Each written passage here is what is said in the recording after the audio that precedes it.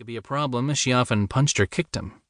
Alice and Gronk were both his familiars. Through their contracts, they shared a magical bond that allowed him to sense their strong emotions, always know their location, and give him the ability to summon them with a single word of magic.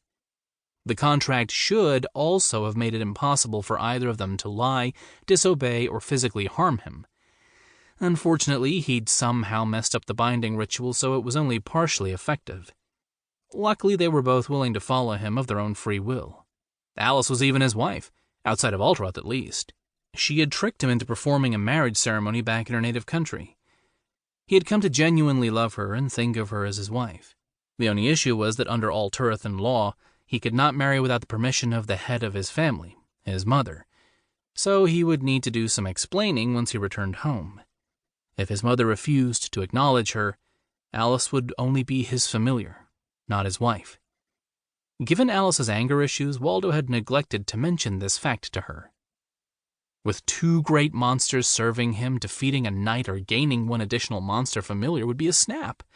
It was acquiring the dragon's egg, or dragon, that had always seemed the impossible hurdle. Now it was almost within reach. "Well," Alice said, sounding annoyed, "if it's not about me, what has you so happy? I can tell through the bond and that silly smile." "Do you really need to ask? There's a dragon here! I finally tracked one down. That means I'm about to complete my first quest and go home." Alice didn't appear nearly as thrilled about that as he did. Darling, shouldn't you be just a little more nervous about this?" "Why?" "Well," Gronk said with a lisp, "maybe because dragons are the kings of all monsters, and you need a whole army to fight them. Seems like kind of a big deal to me. I mean, how many dragons was it that ruined things?" "You're referring to the shattering 2,000 years ago?" His ogre nodded. 12. "That's all?" Gronk said in surprise. "It was enough," Waldo said. 12 dragons were enough to slaughter the Amorian legions, roast the Imperial mages, topple the greatest empire in history, lay waste to all of human civilization, and let the monster races flood in from the east. "Darling, I think you're wrong," Alice said. "All the songs say it was hundreds and hundreds. Flocks so great they darkened the sky and covered the land in shadow. Never trust a bard. They exaggerate and lie like a poison dagger." He continued before Alice could ask him what a poison dagger was. "The ancient texts all confirm that it only took 12 dragons to exterminate the Amoran Empire and lay waste to every city they encountered." "And the 3 of us are going to face one of these monstrous beasts?" "That's right." "And then what?" "We either steal one of its eggs or convince it to serve me as a familiar." Alice blinked. "And how exactly do we do that?" "I'm not sure, but I'll come up with something. The hard part was tracking one down. Now that I've found a dragon, the rest should be relatively easy." Alice gawked, and he could feel fear mixed with a sense of impending doom through the bond. That was disappointing. He'd hoped Alice would have more faith in him.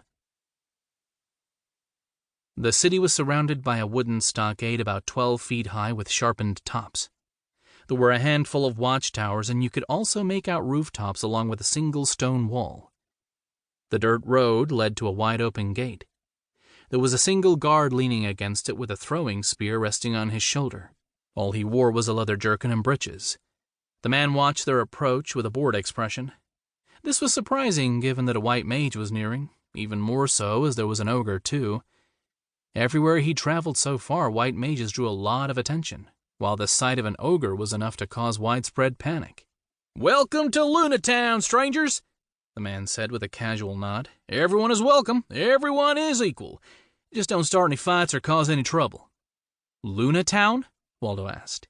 "Isn't this place called World's End?" "That's what the Amorans called it. Now it's called Lunatown." Waldo looked through the open gate.